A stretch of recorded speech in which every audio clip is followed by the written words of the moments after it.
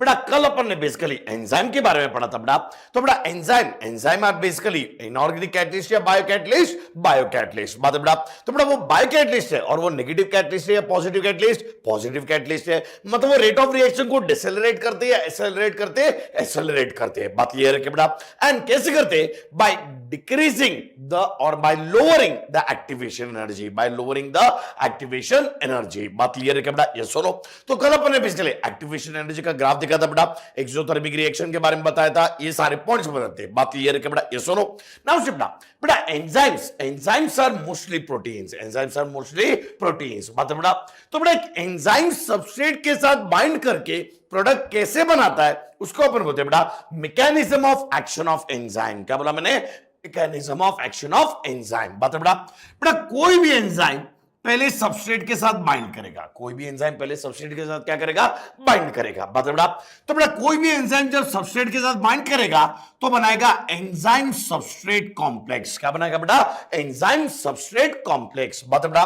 तो बेटा enzyme and substrate bind करके एक रिवर्सिबल कॉम्प्लेक्स बनता है, वो रिवर्सिबल कॉम्प्लेक्स को अपन बोलते हैं एंजाइम सबस्ट्रेट कॉम्प्लेक्स बात है बेटा। मतलब एंजाइम सबस्ट्रेट कॉम्प्लेक्स एकदम फर्म नहीं होता है, बात क्लियर है क्या बेटा? यस और नो। तो बेटा एंजाइम सबस्ट्रेट के साथ बाइंड होके क्या बनाएगा बेटा? Enzyme substrate complex. फिर ये एंजाइम सबस्ट्रेट के सारे बॉन्ड वगैरह ब्रेक करेगा तो दस बेसिकली बनेगा एंजाइम प्रोडक्ट कॉम्प्लेक्स। क्या बनेगा बेटा? एंजाइम प्रोडक्ट कॉम्प्लेक्स बात है बेटा। और फिर वो प्रोडक्ट को रिलीज कर देगा और एंजाइम सेपरेट हो जाएगा ना बेटा? अरे हाँ के ना। So this is basically the pathway of basically mechanism of action बात है बेटा कि एंजाइम पहले सबस्ट्रेट के साथ बाइंड करके एंजाइम सबस्ट्रेट कॉम्प्लेक्स बनाएगा, सबस्ट्रेट के बॉन्ड ब्रेक करके एंजाइम प्रोडक्ट कॉम्प्लेक्स बनाएगा और फिर बाद में एंजाइम अलग हो जाएगा, प्रोडक्ट अलग हो जाएगा बात क्लियर बेटा। लेकिन एंजाइम सबस्ट्रेट कॉम्प्लेक्स तक का रिएक्शन इज रिवर्सिबल बात बेटा। लेकिन एक बार बॉन्ड ब्रेक हो गया then it is all irreversible, बात क्लियर है बेटा? ये सुनो, तो एक एंजाइम सबस्ट्रेट के साथ बाइंड कैसे करता है उसको एक्सप्लेन करने के लिए दो मॉडल्स है बात बेटा। तो बेटा पहले मॉडल को अपन बोलते हैं बेटा लॉक एंड की मॉडल। क्या बोलते हैं उसको बेटा? Lock and key model. And second model is called induced fit model. क्या बोलते हैं उसको बेटा? Induced fit model. बात क्लियर है बेटा? सो बेटा पहला मॉडल है लॉक एंड की मॉडल बात बेटा। Lock and key model was given by Fisher, बात क्लियर है बेटा? ये सुनो ध्यान सुनो बेटा।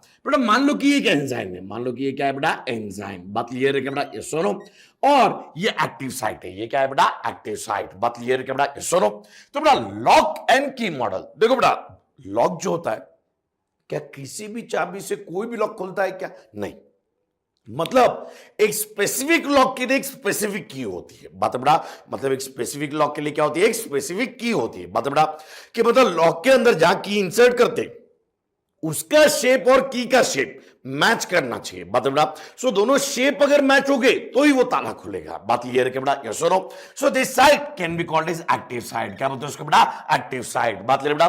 तो बेटा एक्टिव साइट पे सबस्ट्रेट बाइंड करते हैं इसलिए अपन उसको बोलते हैं बेटा सबस्ट्रेट बाइंडिंग साइट। क्या बोलते हैं उसको बेटा? Substrate binding site. क्या बोलते हैं उसको बेटा? सबस्ट्रेट बाइंडिंग साइट, बात बेटा। तो बेटा सबस्ट्रेट बाइंडिंग साइट का मतलब है बेटा एक्टिव साइट। क्या है उसका मतलब बेटा? Active site. बात क्लियर है क्या बेटा?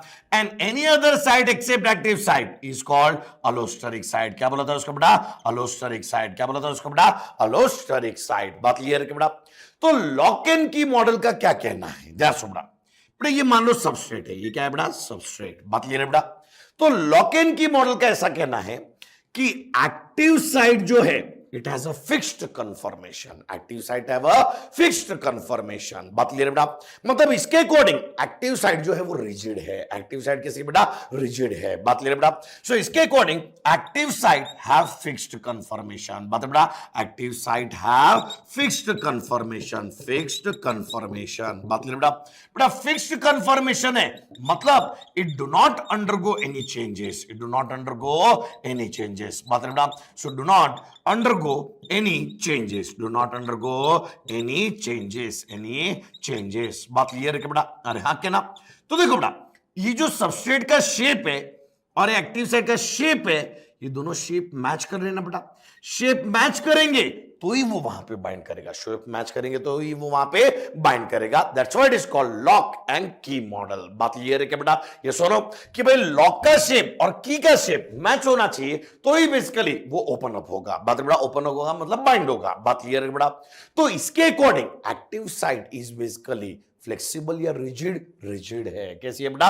रिजिड है। बात बेटा मतलब it do not undergo any conformational change, it do not undergo any conformational change. बात बेटा so that model is basically called lock and key model. क्या बोलते हैं इसको बेटा? Lock and key model. कि मतलब एक्टिव साइट का जो शेप है वो सबस्ट्रेट के शेप के साथ मैच होना चाहिए तो ही बाइंडिंग होगी। बात बेटा तो उसको अपन बोलते हैं बेटा लॉक एंड की मॉडल। बात क्लियर है कि बेटा? यस और बेटा दूसरा मॉडल क्या है बेटा कि भाई एंजाइम सबस्ट्रेट के साथ कैसे बाइंड करता है उसको एक्सप्लेन करता हुआ एक और मॉडल जिसको अपन बोलते हैं बेटा इंड्यूस्ड फिट मॉडल। क्या बोलते हैं उसको बेटा? Induced fit model. बात बेटा बेटा induced fit model was given bye Koshland. किसने दिया था बेटा? कोशलैंड। किसने दिया था? कोशलैंड। बात क्लियर है बेटा? यस सुनो बेटा इनका क्या कहना है, ध्यान सुनो बेटा। इनका ऐसा कहना है कि भाई बेसिकली ये मान लो एक्टिव साइट है। क्या है ये बेटा? Active site. बात लेना बेटा तो ध्यान सुना, सबसे पहले क्या होगा बेटा? Substrate bind to the active site. वापिस से पहले क्या होगा बेटा? Substrate bind to the active site, substrate bind to active site, bind to active site. बात है बेटा तो substrate bind to active site. बात ले बेटा बेटा एक बार वो एक्टिव साइट पे बाइंड हुआ, लेकिन जरा देखो कैसे बाइंडिंग हुई, प्रॉपर बाइंडिंग हुई है, इम्प्रॉपर हुई, इम्प्रॉपर हुई। बात है बेटा तो इसके अकॉर्डिंग क्या है बेटा कि सबस्ट्रेट जैसे बाइंड करेगा, due to binding of substrate the active site undergo conformational change, active site undergo conformational change। बात है बेटा और वो conformational change करके सबस्ट्रेट को धीरे धीरे फिट करवाएगा। बात क्लियर है क्या बेटा? ये सुनो तो इसके according active site is rigid या फ्लेक्सिबल? फ्लेक्सिबल। कैसी है बेटा? फ्लेक्सिबल। बात क्लियर है बेटा? ये सुनो so due to binding of substrate, due to binding of substrate, due to binding of substrate, binding of substrate. बात क्लियर बेटा तो सबस्ट्रेट के बाइंडिंग के कारण active site undergo conformational change, active site undergo conformational change, active site undergo conformational change। बात clear है क्या बेटा? अरे हाँ के नाम so it undergo conformational change। बात क्लियर है क्या बेटा? तो उसके अंदर थोड़े से चेंजेस होंगे, उसके अंदर थोड़े से क्या होंगे बेटा? चेंजेस। बात है बेटा और चेंजेस होने के बाद तो बेटा एक्टिव साइट के अंदर चेंज होके उसके बाद सबस्ट्रेट और एंजाइम का प्रॉपर बाइंडिंग होगा, सबस्ट्रेट और एंजाइम का प्रॉपर बाइंडिंग होगा। बात क्लियर है कि बड़ा? यस और नो।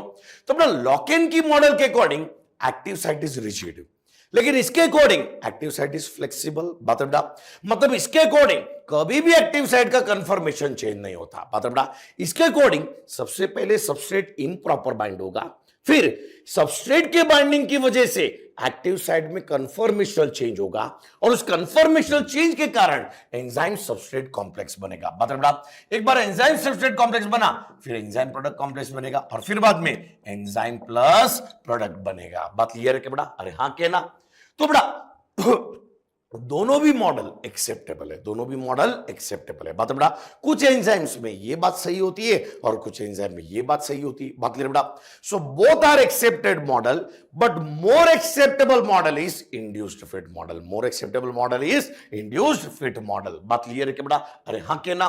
सो बेटा एक एंजाइम कैसे एक्ट करता है उसके दो मैकेनिज्म्स है, पहला लॉक एन की मॉडल और दूसरा इंड्यूस्ड फिट मॉडल। बात बेटा सो लॉक एन की मॉडल भी एक्सेप्टेबल है और इंड्यूस्ड फिट मॉडल भी एक्सेप्टेबल है, लेकिन ज्यादा एक्सेप्टेबल कौन है बेटा? Induced fit. कौन है बेटा? Induced fit. बात बेटा लॉक एन की मॉडल किसने दिया था बेटा? फिशर। इसके अकॉर्डिंग बेसिकली जो एक्टिव साइट है वो कैसा है बेटा? फ्लेक्सिबल या रिजिड है? रिजिड है। बात बेटा मतलब active site will never undergo conformational change इसके अकॉर्डिंग। बात क्लियर है बेटा? ये सुनो मतलब एक्टिव साइट और सबस्ट्रेट का शेप मैच करना चाहिए तो ही बेसिकली कॉम्प्लेक्स बनेगा। बात क्लियर है क्या बेटा? ये सुनो बेटा induced fit model was given bye Koshland. किसने दिया था बेटा? कोशलैंड। बात बेटा उन्होंने क्या कहा? सबसे पहले बेसिकली सबस्ट्रेट बाइंड करेगा एक्टिव साइट पे, लेकिन ये इम्प्रॉपर बाइंडिंग होगा, इसके बाद बेसिकली सबस्ट्रेट के बाइंडिंग की वजह से बेसिकली एक्टिव साइट में कन्फर्मेशनल चेंज होंगे। एक्टिव साइट में क्या होंगे बेटा? Conformational change. मतलब बेटा, और कन्फर्मेशनल चेंज होने के कारण एंजाइम सबस्ट्रेट कॉम्प्लेक्स बनेगा, फिर एंजाइम प्रोडक्ट कॉम्प्लेक्स बनेगा, फिर एंजाइम प्लस प्रोडक्ट बनेगा। बात क्लियर है कि बेटा? अरे हाँ के ना?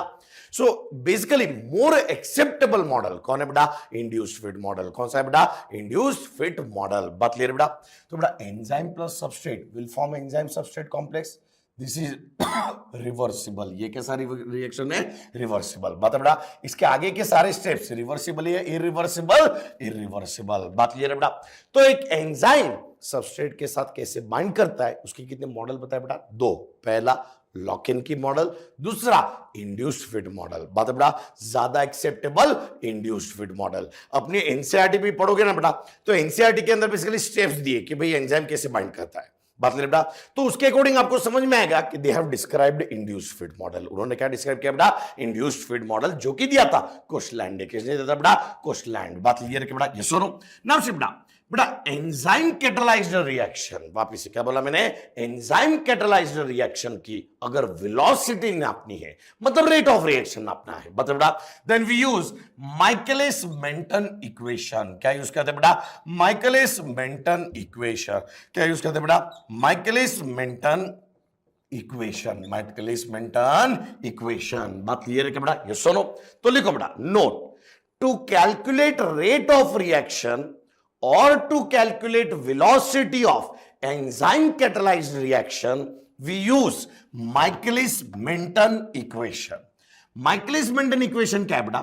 V is equal to V max multiplied by substrate concentration upon Km plus substrate concentration.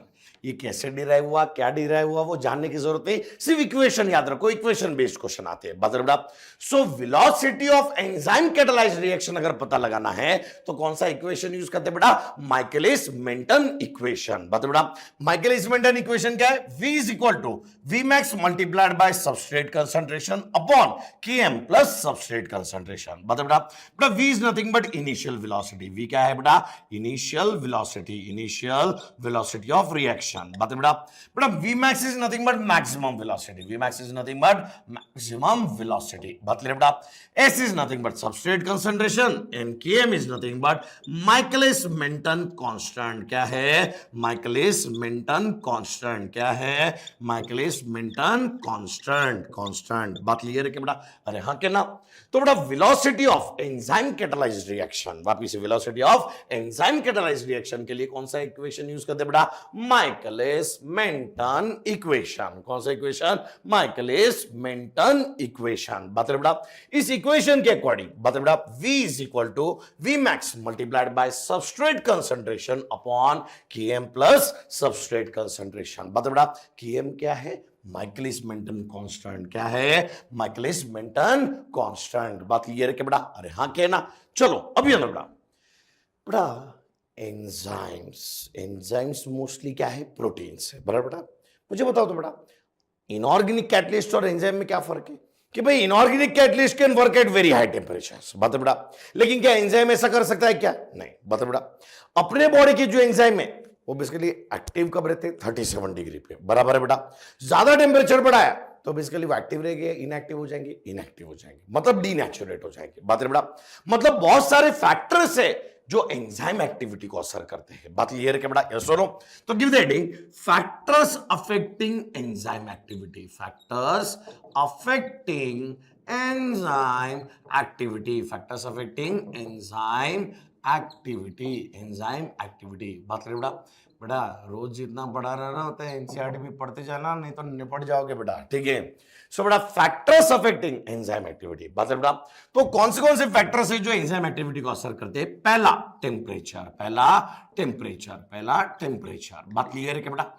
सो ध्यान सुनिएगा हर एक बात को। टेम्परेचर बेटा, मुझे बताओ अपने बॉडी के जो एंजाइम्स है वो कितना डिग्री पे काम करते हैं? अच्छे से 37 डिग्री पे।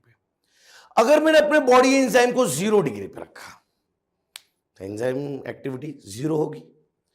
थोड़ा 10 डिग्री पे लाकर थोड़ा बढ़ेगी, 20 डिग्री पे लाया और बढ़ेगी, 25 डिग्री पे लाया और बढ़ेगी, 37 डिग्री पे लाया मैक्सिमम होगी। बात है बेटा, 45 डिग्री पे लाया कम हो जाएगी, 50 पे लाया और कम हो जाएगी, 60 पे लाया खत्म हो जाएगा। बात क्लियर है क्या बेटा? ये सुनो, मतलब जैसे जैसे टेम्परेचर बढ़ेगा, मतलब बेटा, तो मान लो कि स्केल में मैंने टेम्परेचर लिया है, क्या लिया बेटा?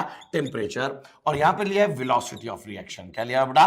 वेलोसिटी ऑफ रिएक्शन या फिर रेट ऑफ रिएक्शन। बात क्लियर है क्या बेटा? ये सुनो, तो ध्यान सुनो बेटा, तो एक्स एक्सिस पे हमेशा जो फैक्टर है वो लेते हैं और वाई एक्सिस पे वेलोसिटी ऑफ रिएक्शन लेते हैं। बता बेटा, तो जैसे जैसे टेम्परेचर बढ़ेगा एंजाइम एक्टिविटी भी बढ़ेगी एक लेवल तक, वो मैक्सिमम लेवल होगा। उसके बाद अगर और टेम्परेचर बढ़ा है तो एंजाइम एक्टिविटी वापस से क्या होने लगेगी? कम होने लगेगी। क्या होने लगेगी? कम होने लगेगी। बात बेटा, so this is called bell shaped graph. क्या बोलते हैं उसको बेटा? Bell shaped graph. क्या बोलते हैं उसको बेटा? Bell shaped graph. बात क्लियर है क्या बेटा? अरे हाँ के ना? तो ध्यान सुना, लिखो first factor temperature.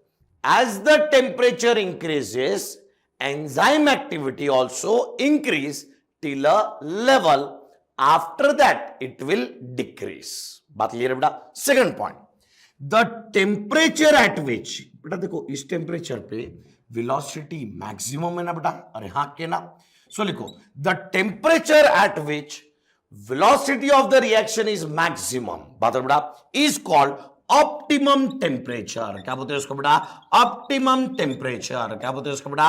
Optimum temperature. मतलब बेटा कि वो टेम्परेचर जब velocity of the reaction maximum रहे, उस टेम्परेचर को अपन बोलते हैं बेटा ऑप्टिमम टेम्परेचर। क्या बोलते हैं उसको बेटा? Optimum temperature. बात ये रहे कि बेटा अरे हाँ के ना? कोई दिक्कत? सारी बात क्लियर है? तो देखो बेटा, as the temperature increases velocity of the reaction also increase, after that is basically also again decrease. बात बेटा, तो ये कैसा ग्राफ बना बेटा? Bell shaped graph. बात बेटा, वो टेम्परेचर जब velocity of the reaction maximum रहे उसको अपन क्या बोलेंगे बेटा? Optimum temperature. क्या बोलेंगे उसको बेटा? Optimum temperature. बात बेटा, बेटा मैंने हमेशा एक्स एक्सिस पे क्या लिया है? फैक्टर लिया है, और वाई एक्सिस पे क्या लिया है? Velocity of the reaction. क्या लिया बेटा? Velocity of the reaction. बता बेटा second factor which affect enzyme activity is pH. क्या है बेटा? पीएच। बात क्लियर है क्या बेटा? यस सुनो, बोलो एक्स एक्सिस पे क्या लेंगे बेटा? पीएच। बता बेटा वो फैक्टर लेंगे। बता बेटा, और वाई एक्सिस पे क्या लेंगे बेटा? Velocity of reaction. क्या लेंगे बेटा? Velocity of reaction. बात क्लियर है क्या बेटा? अरे हाँ के ना?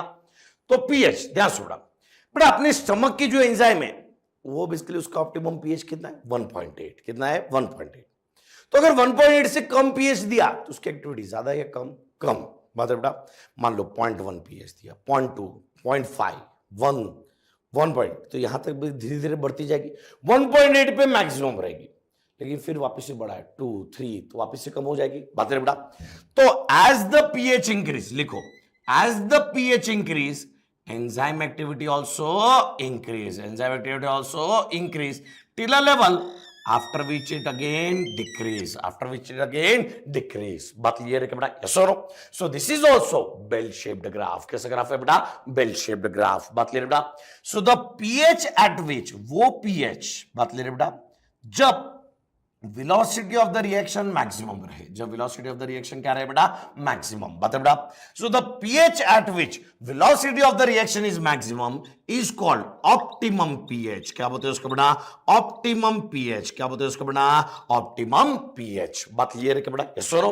तो बेटा टेम्परेचर एंड पीएच इन दोनों का जो ग्राफ है वो कैसा है बेटा? Bell shaped. कैसा है बेटा? Bell shaped. कैसा है? Bell shaped graph. Bell shaped graph. बात क्लियर है क्या बेटा? अरे हाँ क्या ना? So this can be called bell shaped graph. बात क्लियर है क्या बेटा? यस और नो? तो ध्यान सुनो, जैसे जैसे टेम्परेचर बढ़ेगा एक्टिविटी बढ़ेगी एक लेवल तक, उसके बाद वापस से कम होगा।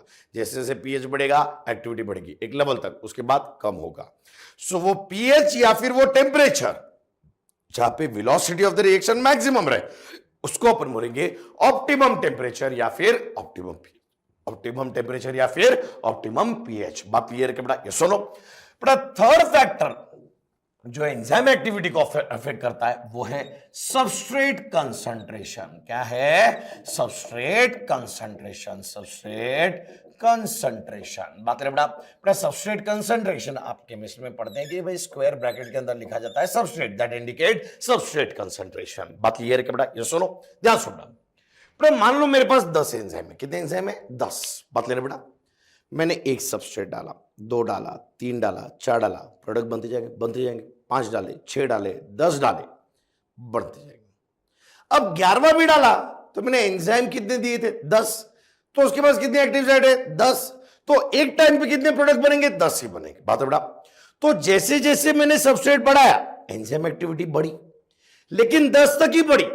अब उसके बाद मैंने 50 सबस्ट्रेट डाले, लेकिन एक टाइम पे तो कितने बनने वाले? 10 ही बनने वाले। वापिस से कितने बने? 10 ही बनने वाले। मतलब बेटा 100 भी डाले तो भी एक टाइम पे कितने वाले? 10 ही बनने वाले।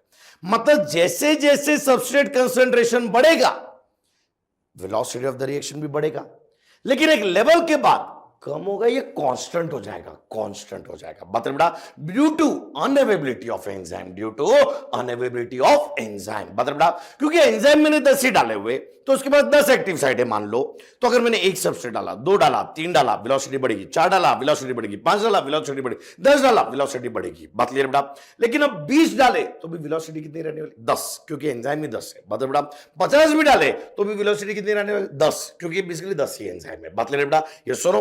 तो बेटा बेसिकली जैसे जैसे सबस्ट्रेट कंसंट्रेशन बढ़ेगा, वापिस से तो एक्स एक्सिस पे क्या लोगे बेटा? Substrate concentration. क्या लोगे बेटा? Substrate concentration. और वाई एक्सिस पे क्या लेंगे बेटा? Velocity of reaction. क्या लेंगे बेटा? Velocity of reaction. बात क्लियर है क्या बेटा? अरे हाँ क्या ना?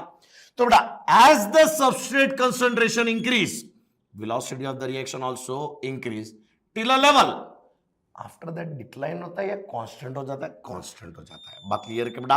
After that it become constant. बात है बेटा? तो ये जब कांस्टेंट हो गया तो ये वेलोसिटी मैक्सिमम वेलोसिटी है। ये क्या है बेटा? Maximum velocity. क्या है ये? Maximum velocity. बात क्लियर है क्या बेटा? अरे हाँ के ना? तो as the substrate concentration increase velocity of the reaction also increase till a level, after that it become constant, after that it become constant, after that become constant। बात क्लियर है क्या बेटा? अरे हाँ के ना? ध्यान सुनना, सबस्ट्रेट कंसंट्रेशन में लिखना, as the concentration of substrate increase velocity of the reaction also increase till a level, after that it become constant, once it become constant that velocity is called maximum velocity, that velocity is called maximum velocity। बात बेटा note करके लिखना, note यहां ध्यान दे, लिखने से पहले यहां ध्यान दे। द सबस्ट्रेट कंसंट्रेशन, वापिस से क्या बोला मैंने? The substrate concentration at which velocity of the reaction is half of Vmax। वापिस से क्या बोला मैंने?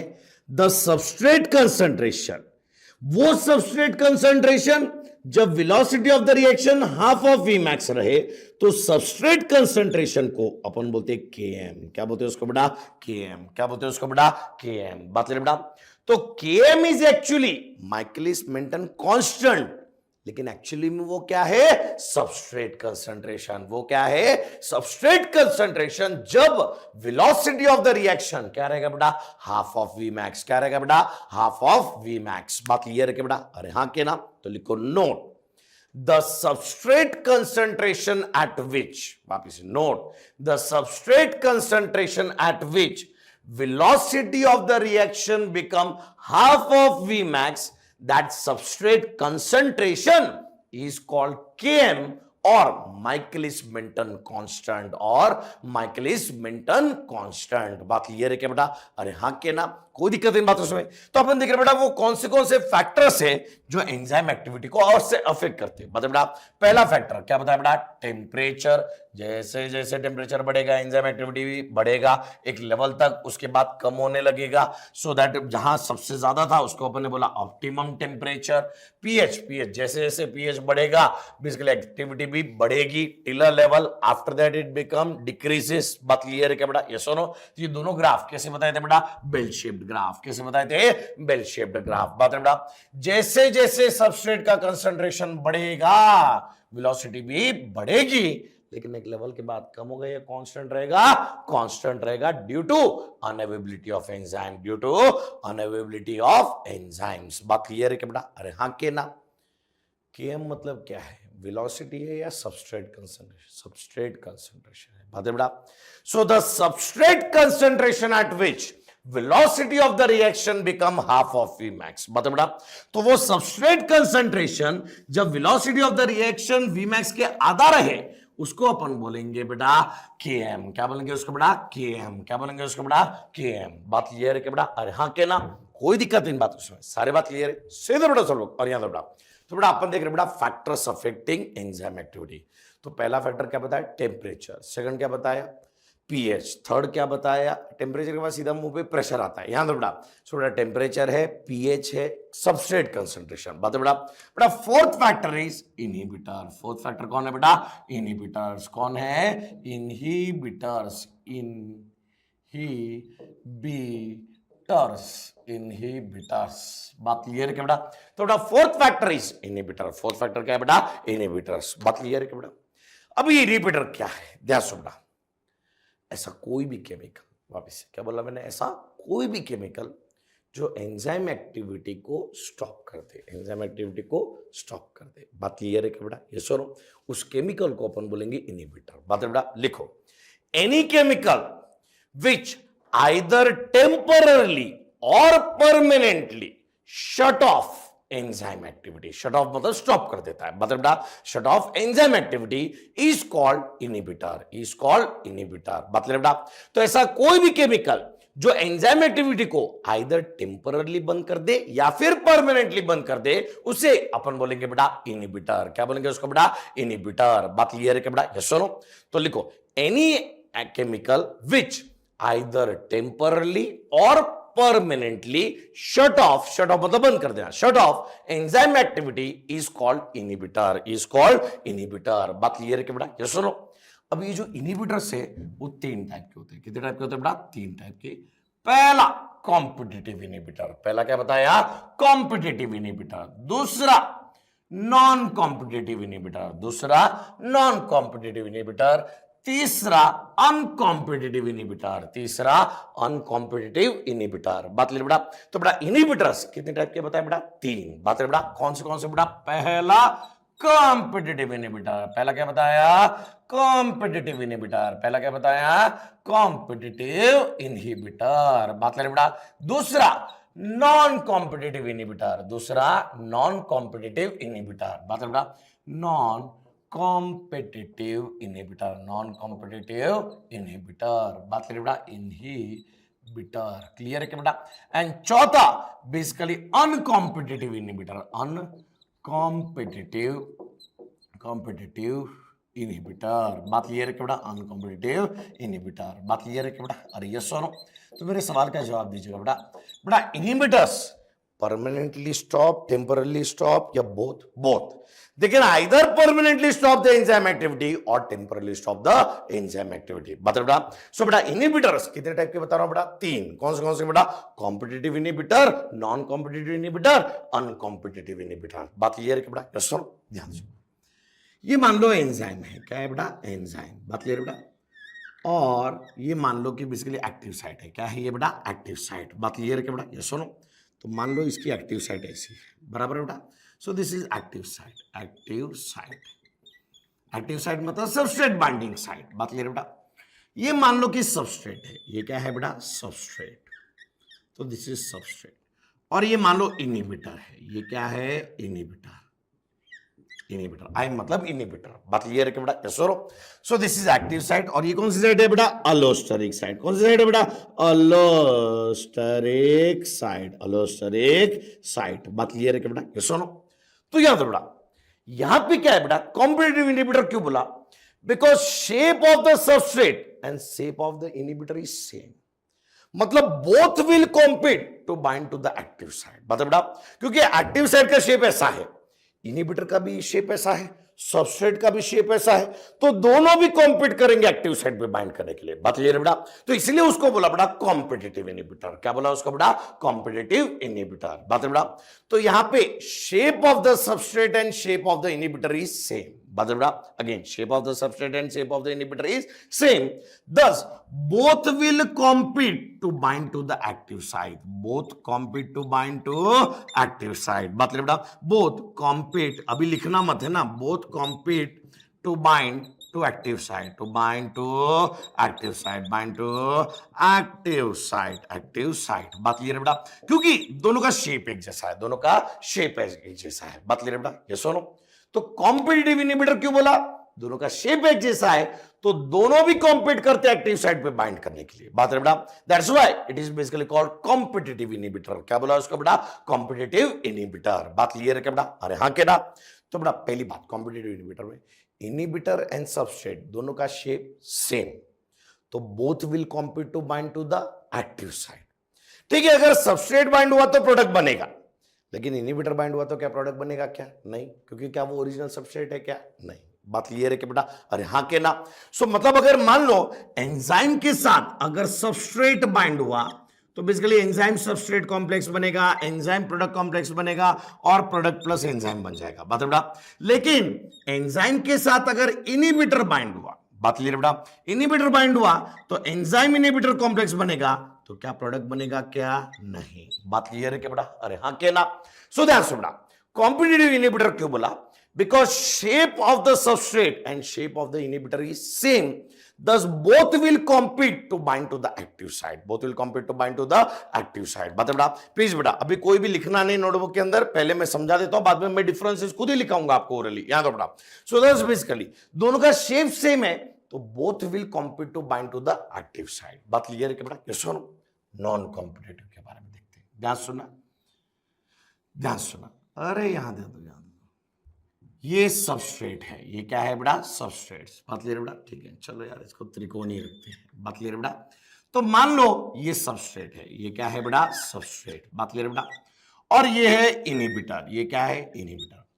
तो क्या यहां पे सबस्ट्रेट और इनहिबिटर क्या दोनों का शेप सेम है? क्या नहीं, शेप सेम नहीं है तो सबस्ट्रेट तो किधर बाइंड करने वाला है? एक्टिव साइड पे। But inhibitor will bind to the allosteric site, inhibitor will bind to the allosteric site. बात क्लियर है क्या बेटा? अरे हाँ के ना? तो बेटा यहां पे सबस्ट्रेट और इनहिबिटर दोनों का शेप डिफरेंट, दोनों का शेप डिफरेंट। यहां पे इनहिबिटर कहां बाइंड करता है? अलोस्टेरिक साइड। कहां बाइंड करता है? अलोस्टेरिक साइड। वहां पे इनहिबिटर कहां बाइंड करता है? Active side. कहां बाइंड करता है बेटा? Active side. बता बेटा यहां पे इनहिबिटर कहां बाइंड करेगा? अलोस्टेरिक साइड। बता बेटा? बेटा यहां पे इनहिबिटर का मतलब है रॉन्ग कोफैक्टर। क्या है? Wrong cofactor. क्या है? Wrong cofactor. बता बेटा? बेटा अगर गलत कोफैक्टर वहां पे बाइंड हुआ तो क्या एंजाइम एक्टिव रहेगा? क्या नहीं। क्या प्रोडक्ट बनेगा? क्या नहीं। बात क्लियर है क्या बेटा? यस सुनो, तो सोचो अगर एंजाइम है, एंजाइम के साथ सबस्ट्रेट बाइंड किया तो इसके साथ इनहिबिटर बाइंड किया, या फिर ऐसा हो सकता है कि एंजाइम सबस्ट्रेट कॉम्प्लेक्स के साथ भी इनहिबिटर बाइंड करे। बात बेटा ऐसा हुआ तो क्या प्रोडक्ट बनने वाला है? क्या नहीं। बात क्लियर है बेटा? क्योंकि बेसिकली क्या बेसिकली करेक्ट कोफैक्टर गया? क्या नहीं। तो इनहिबिटर यहां पे क्या है? Wrong cofactor. क्या है? Wrong cofactor. क्या है? Wrong cofactor. बात क्लियर है क्या बेटा? अरे हाँ के ना? सो ध्यान सुना, कॉम्पिटिटिव इनहिबिटर मतलब shape of the substrate and shape of the inhibitor is same. यहां पे shape of the substrate and shape of the inhibitor is different. यहां पे inhibitor compete to bind to the active site, यहां पे inhibitor bind to the allosteric site. किसके साथ bind करता है बेटा? अलोस्टेरिक साइड। बात क्लियर है कि बेटा? अरे हाँ के ना? नाउ यहां पे देखते हैं बेटा अनकॉम्पिटिटिव इनहिबिशन। बात है बेटा? मान लो ये एंजाइम है, मान लो ये क्या है बेटा? एंजाइम। बात क्लियर बेटा? तो ये एंजाइम है। क्लियर है क्या बेटा? ध्यान सुनो, चलो एंजाइम के थोड़ा सा मैं एक्टिव साइड चेंज करता हूं, टक टक टक। और ये है सबस्ट्रेट, ये क्या है? सबस्ट्रेट। बात है बेटा? और ये है इनहिबिटर, ये है इनहिबिटर। बात क्लियर है क्या बेटा? ये सुनो, ध्यान सुना, ये इनहिबिटर। क्या इनहिबिटर का शेप इधर से मैच कर रहा है? क्या नहीं। तो ये तो बाइंड नहीं कर सकता। बात क्लियर बेटा? वापिस से, सबस्ट्रेट और इनहिबिटर दोनों का शेप सेम, सबस्ट्रेट और इनहिबिटर दोनों का शेप डिफरेंट, सबस्ट्रेट और इनहिबिटर दोनों का शेप डिफरेंट। बात क्लियर है क्या बेटा? यस सुनो, अब यहां पे क्या होता है बेटा? यहां पे सबसे पहले substrate bind to the enzyme. सबसे पहले क्या होगा बेटा? Substrate bind to the enzyme. बता बेटा के बाइंडिंग की वजह से, due to binding of substrate, due to binding of substrate. बात बेटा? Binding of substrate, binding of substrate. बात बेटा? सबस्ट्रेट के बाइंडिंग की वजह से allosteric site undergo conformational change. वापिस क्या बोला मैंने? अलोस्टेरिक साइट undergo conformational change, undergo conformational change, undergo conformational change, conformational change। बात क्लियर है क्या बेटा? सो अंडरगो कन्फर्मेशनल चेंज। वापिस से ध्यान सुनो, सबसे पहले कौन बाइंड हुआ? सबस्ट्रेट। सबस्ट्रेट के बाइंडिंग के कारण अलोस्टेरिक साइड में कन्फर्मेशनल चेंज हुआ, और कन्फर्मेशनल चेंज होने के कारण, कन्फर्मेशनल चेंज होने के कारण, तो देखो बेटा सबस्ट्रेट तो बाइंड हुआ ही था, सबस्ट्रेट के बाइंडिंग की वजह से अलोस्टेरिक साइट में कन्फर्मेशनल चेंज हुआ, और कन्फर्मेशनल चेंज होने की वजह से इनहिबिटर बाइंड हुआ। कौन बाइंड हुआ बेटा? इनहिबिटर। कौन बाइंड हुआ बेटा? इनहिबिटर। मतलब इनहिबिटर किसके साथ बाइंड हुआ? एंजाइम के साथ या एंजाइम सबस्ट्रेट कॉम्प्लेक्स के साथ? एंजाइम सबस्ट्रेट कॉम्प्लेक्स के साथ। कारण सबसे पहले सबस्ट्रेट बाइंड हुआ, सबस्ट्रेट बाइंड होने के कारण कन्फर्मेशनल चेंज हुआ अलोस्टेरिक साइट में, उसके बाद इनहिबिटर बाइंड हुआ। बात क्लियर है कि बेटा? ये सुनो, तो मतलब यहां पे क्या होगा बेटा कि एंजाइम, मैं यहां लिख देता हूं बेटा, एंजाइम प्लस सबस्ट्रेट, तो सबस्ट्रेट के बाइंडिंग के कारण एंजाइम में कन्फर्मेशनल चेंज होगा, तो एंजाइम सबस्ट्रेट कॉम्प्लेक्स के साथ कौन बाइंड करेगा बेटा? इनहिबिटर। तो क्या बेसिकली प्रोडक्ट बनेगा? क्या? नहीं। बात क्लियर है क्या बेटा? अरे ये सुनो, ये सारी बात समझ में आई। अगेन इनहिबिटर का मतलब रॉन्ग का फैक्टर ही है। बात क्लियर है क्या बेटा? ये सुनो, तो चलो वाइंड अप करते हैं।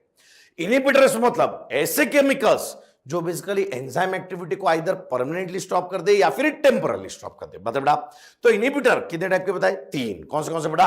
Competitive, non competitive and uncompetitive. बता बेटा नोटबुक में 3 कॉलम बना लो। बात क्लियर है बेटा? ठीक है, 3 कॉलम बना लो, competitive, non competitive and uncompetitive. बता बेटा, अब मैं बोलते ही जाता हूं, एक एक पॉइंट अपन डिस्कस करेंगे फिर लिखेंगे, यहां जरूर। ठीक है, यहां तो बेटा यहां पे सबस्ट्रेट और इनहिबिटर दोनों का shape same, sorry I apologise, यहां पे सबस्ट्रेट और इनहिबिटर दोनों का शेप सेम, यहां पे दोनों का शेप डिफरेंट, यहां पे दोनों का शेप डिफरेंट। बात क्लियर है क्या बेटा?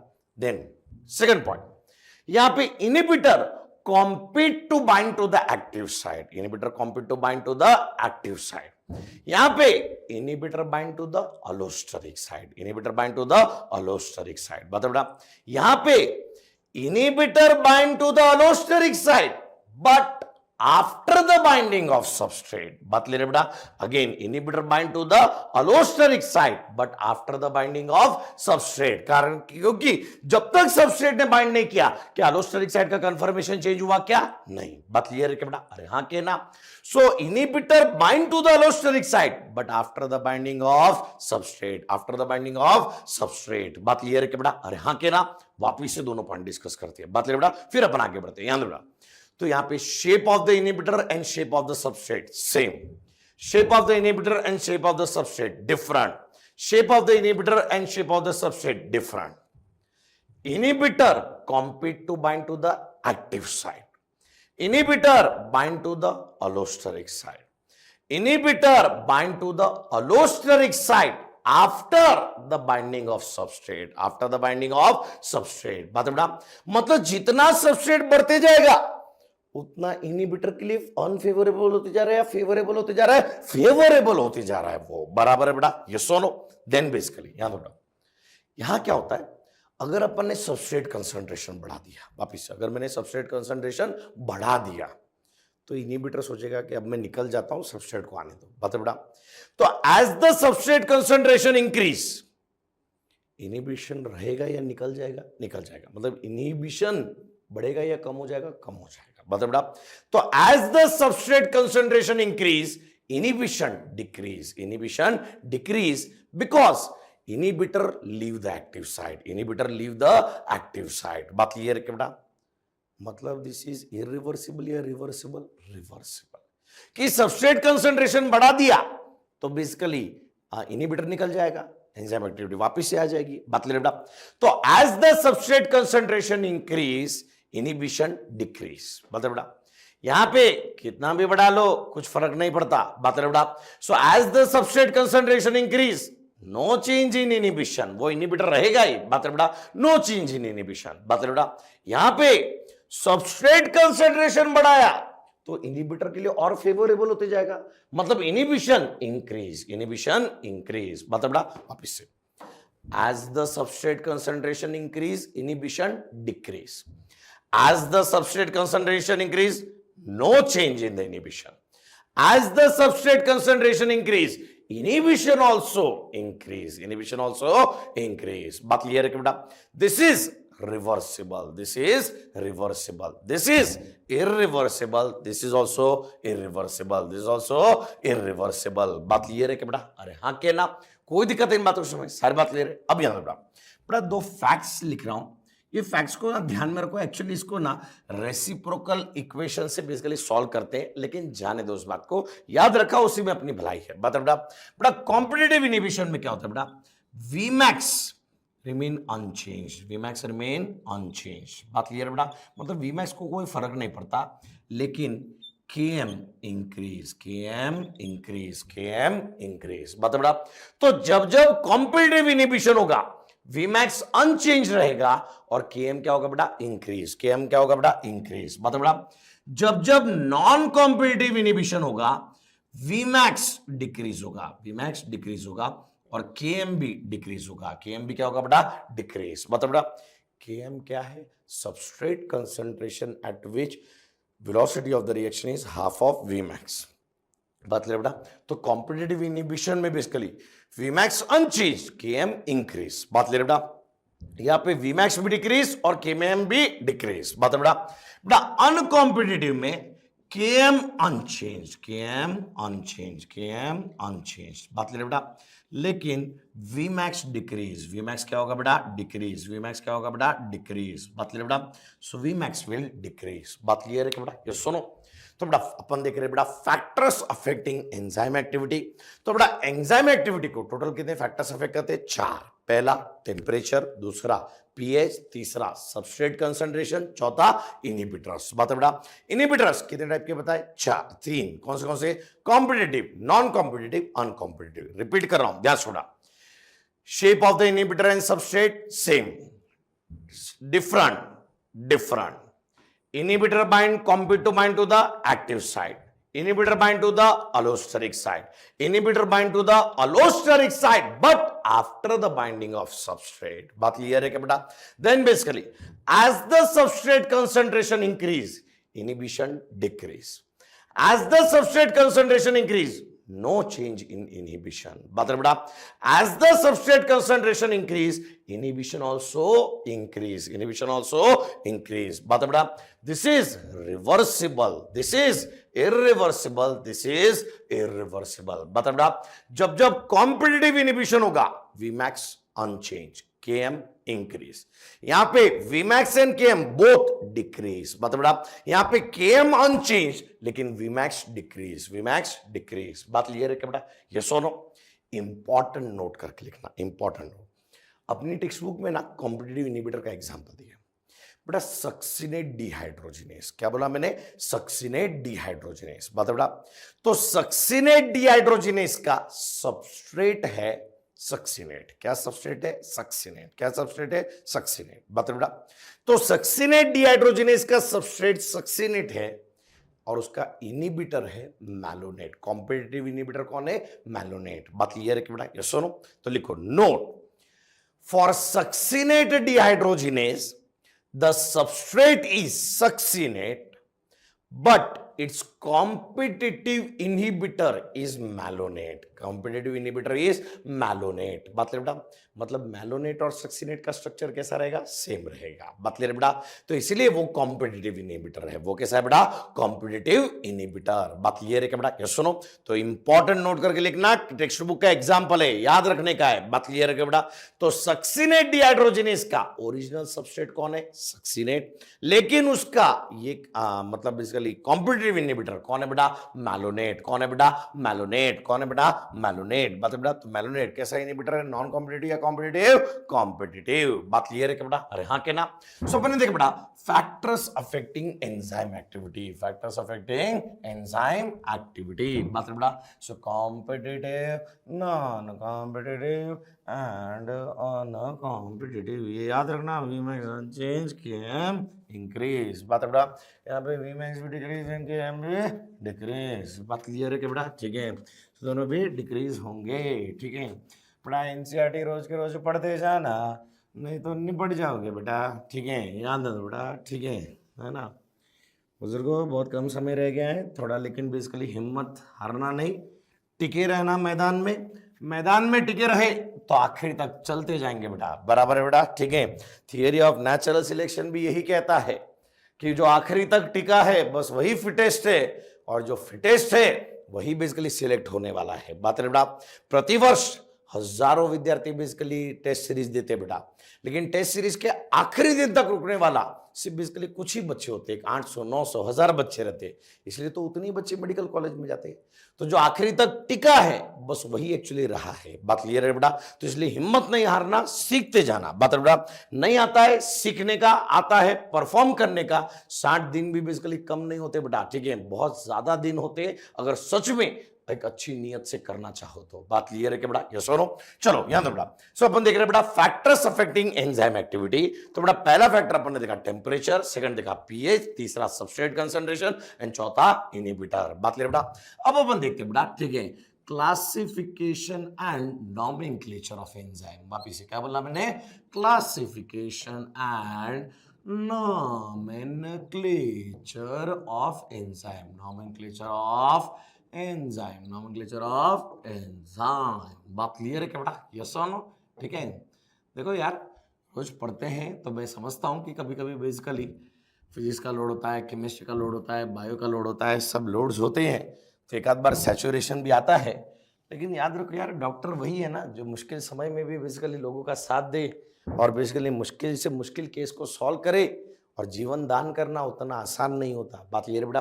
तो जीवन दान देना ये एक एटीट्यूड है जो बेसिकली आप इस वक्त डेवलप कर रहे हो बेटा, कि अगर मान लो इसी वक्त आपको बेसिकली बार बार हारने की आदत है तो आप कभी भी बेसिकली वो एटीट्यूड डेवलप नहीं कर पाओगे कि आप जीवन दान दे सकते हो। बात है बेटा? लेकिन किसी भी परिस्थिति में नहीं हारते हुए रोज करते रहना और उसको आखिरी सांस तक अपने सपने को जिंदा रखना, यही एक्चुअली आपके अंदर एक एटीट्यूड डेवलप करता है कि बेसिकली आप डॉक्टर बनोगे बेटा। बराबर है बेटा? सो याद बेटा, so let us understand classification and nomenclature of enzyme. बात है बेटा? अब एंजाइम को बहुत सारे अलग अलग टाइप के नाम दिए जाते हैं बेटा, बराबर है? कभी कभी अपन क्या करते हैं, सफिक्स और प्रेफिक्स ऐड करते थे, बराबर बेटा? फॉर एग्जांपल माल्टोज, तो उसको कौन ब्रेक करता है? माल्टेज। लैक्टोज को कौन ब्रेक करता है? लैक्टेज। बात है बेटा? मतलब सबस्ट्रेट के पीछे एएससी डाल दिया, बराबर बेटा? तो इस टाइप के भी अपन नॉमेनक्लेचर देखते हैं। बात है बेटा? लेकिन साइंटिफिक नॉमेनक्लेचर जो है it is based on type of reaction they catalyse. बात क्लियर है क्या बेटा? कि मतलब एक एंजाइम किस टाइप का रिएक्शन कैटालाइज करता है उसके आधार पे उसका साइंटिफिक नॉमेनक्लेचर दिया जाता है। बात क्लियर है क्या बेटा? तो लिखो बेटा, nomenclature of enzyme, nomenclature of enzyme is based on the type of reaction which it catalyze, type of reaction which it catalyze। बात क्लियर है क्या बेटा? यस और नो? बेटा टाइप ऑफ रिएक्शन के आधार पे enzyme are basically classified into 6 classes. कितने क्लासेस? 6 क्लासेस। बात क्लियर है बेटा?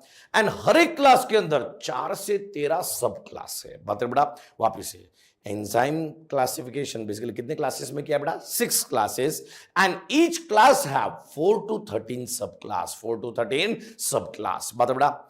And scientific name of enzyme is given in 4 digits, is given in 4 digits. बात है बेटा? तो लिखो, there are total 6 classes of enzyme, there are total 6 classes of enzyme where each class have 4 to 13 subclass, where each class have 4 to 13 subclass.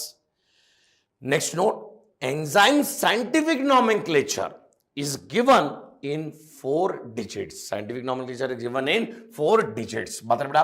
तो बेटा इसी का मतलब है एंजाइम क्लास, इसी का मतलब क्या बेटा? Enzyme class, enzyme class. बात क्लियर है क्या बेटा? यस और नो? तो बेटा एंजाइम टोटल कितने क्लासेस में डिवाइड किया बेटा? 6। हर एक क्लास में कितने सब क्लास है? 4 to 13। कितने बेटा? 4 to 13। बात क्लियर है क्या बेटा? यस और नो? तो बेटा एंजाइम क्लास टोटल कितने बेटा? 6। पहला ऑक्सीडोरेडक्टेज, पहला क्या बताया? ऑक्सीडोरेडक्टेज। बात है बेटा? दूसरा ट्रांसफरेज, दूसरा ट्रांसफरेज। बात है बेटा? पहला ऑक्सीडोरेडक्टेज, दूसरा ट्रांसफरेज। मेरे साथ बोलते जाओ यार, हिम्मत बता रहा हूं। वापिस से, पहला ऑक्सीडोरेडक्टेज, दूसरा ट्रांसफरेज। बात है बेटा? तीसरा, बात है बेटा? तीसरा हाइड्रोलेसिस। तीसरा क्या बताया?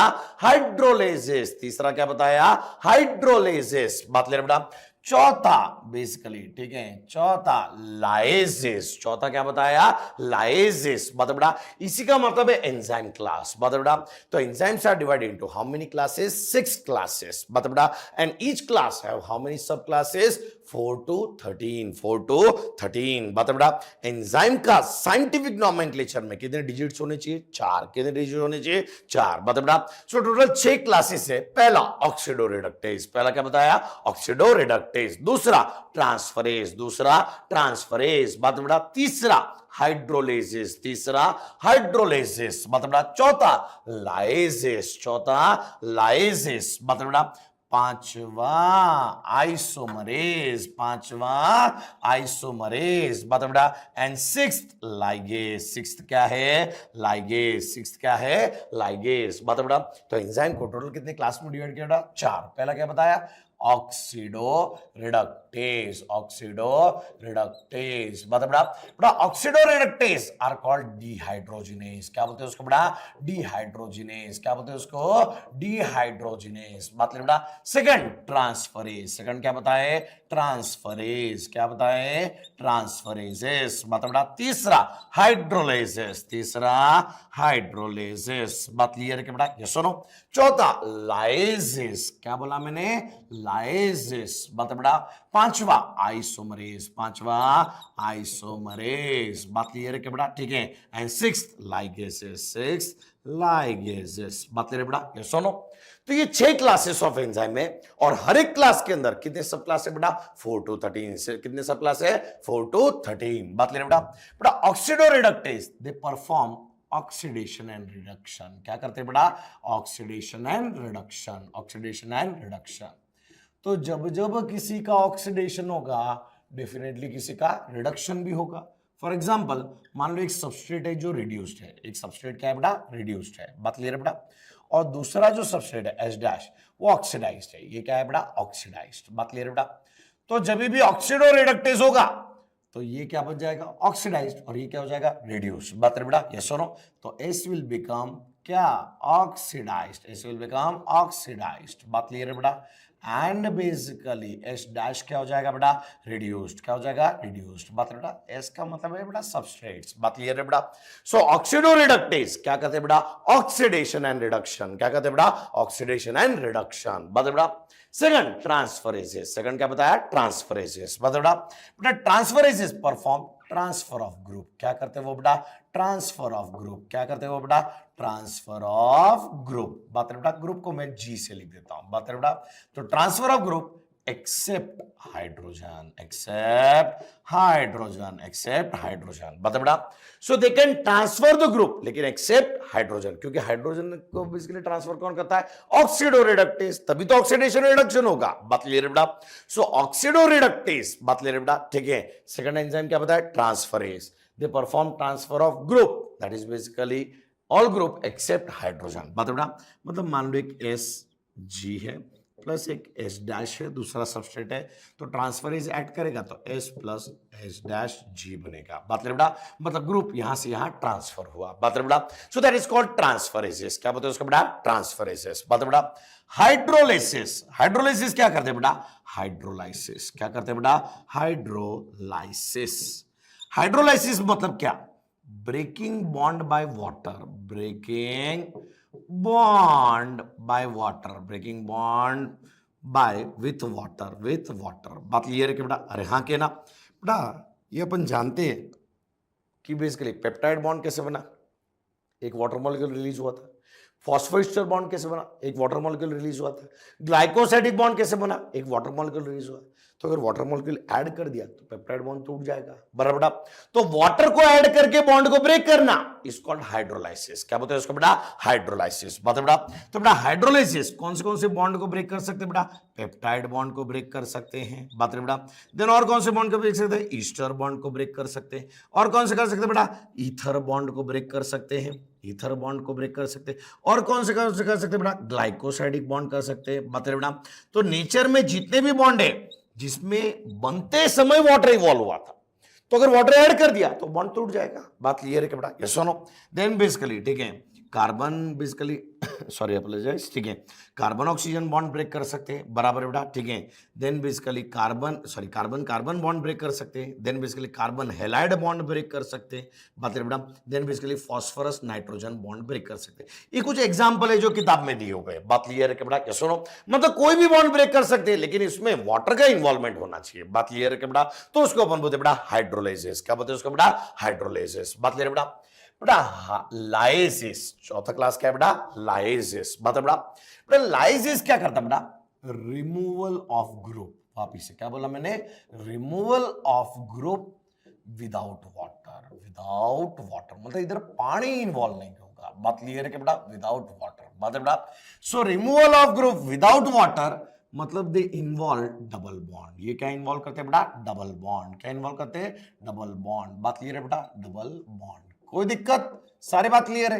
तो फॉर एग्जांपल मान लो एक कार्बन है, ये कार्बन है, ये एक्स से जुड़ा हुआ है, ये वाई से जुड़ा हुआ है, तो लाइसिस के एक्शन के बाद क्या होगा, एक्स वाई जुड़ जाएगा, लेकिन कार्बन और कार्बन के बीच में डबल बॉन्ड्स बन जाएंगे। बात क्लियर है कि बेटा, अरे हाँ के ना, कोई दिक्कत इन बातों से, सारी बात क्लियर है। मतलब टेट्रावैलेंसी सेटिस्फाई कर लो, घबराओ मत उस बात को, बात क्लियर है कि बेटा, लेकिन यहाँ डबल बॉन्ड बन गया, बात क्लियर है बेटा। सो लाइसिस मतलब क्या होगा बेटा, removal of group without water, removal of group without water, बात क्लियर बेटा, उसमें अल्टीमेटली डबल बॉन्ड्स बनेंगे। बात है बेटा। आइसोमरेसिस ये क्या करते हैं बेटा, इंटर कन्वर्जन। क्या करते हैं, इंटर कन्वर्जन, इंटर कन्वर्जन। बात है बेटा, वो इंटर कन्वर्जन पोजिशनल आइसोमर का हो सकता है, फंक्शनल आइसोमर का हो सकता है, या फिर बेसिकली ज्योमेट्रिक, बराबर बराबर कि नहीं, तो बेटा पोजिशनल हो सकते हैं, ज्योमेट्रिक हो सकते हैं, फंक्शनल हो सकते हैं। बात क्लियर है कि बेटा, सो किसी भी टाइप का, एनी टाइप ऑफ आइसोमर, बात क्लियर है बेटा, मतलब it can be positional isomer, or it can be functional isomer, or it can be geometric isomer, geometric isomer, बात ले बेटा, या फिर कोई भी टाइप का आइसोमर, बात ले बेटा, उसका इंटर कन्वर्जन करते हैं। बात ले बेटा, for example glucose 6 phosphate to fructose 6 phosphate, बात क्लियर है बेटा, फंक्शनल आइसोमराइजेशन है, बात क्लियर है बेटा। सो वो बेसिकली कौन करेंगे बेटा, आइसोमरेसिस करेंगे, कौन करेंगे, आइसोमरेसिस। बात है बेटा, बेटा लाइगेसिस क्या करते हैं, ज्वाइनिंग, क्या करते हैं बेटा, ज्वाइनिंग, बात है बेटा,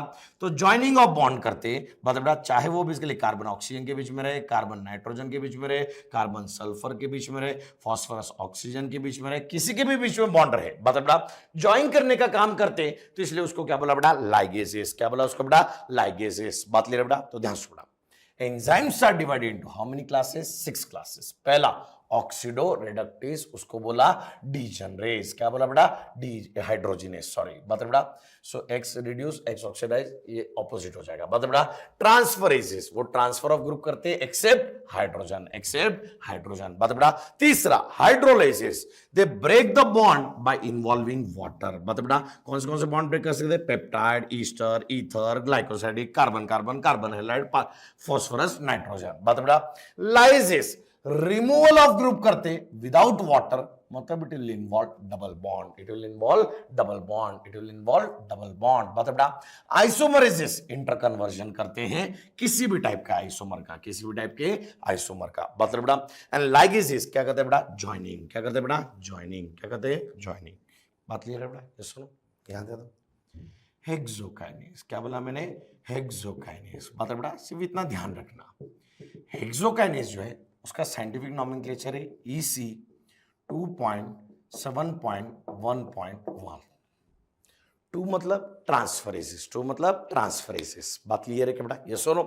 तो मतलब बेसिकली जो नाम दिया जाता है वो कैसा दिया जाता है, एंजाइम क्लास, क्लास, सब क्लास, सब सब क्लास, सब सब सब क्लास, बात क्लियर है कि बेटा, यस सुनो। सो बेसिकली 4 डिजिट्स में दिया जाता है, कैसे दिया जाता है बेटा, 4 डिजिट्स, बात बेटा। सिर्फ हेक्सोकाइनेस का याद रखो, तो बेटा हेक्सोकाइनेस का बेसिकली एंजाइम क्लासिफिकेशन के साइंटिफिक नेम क्या है बेटा, EC 2.7.1.1, बात क्लियर है कि बेटा, अरे हाँ के ना।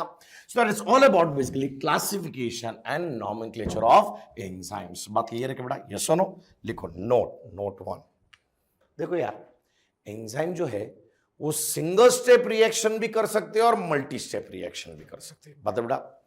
तो लिखो note 1, enzyme catalysed reaction can be single stepped और मल्टी स्टेप्ड। नोट 2, अगर मल्टी स्टेप रिएक्शन है, for example glucose to pyruvic acid, बोलने में आसान लगता है लेकिन एक्चुअली वो ग्लाइकोलाइसिस है पूरा, बराबर 10 स्टेप्स इन्वॉल्व है, बराबर है कि नहीं।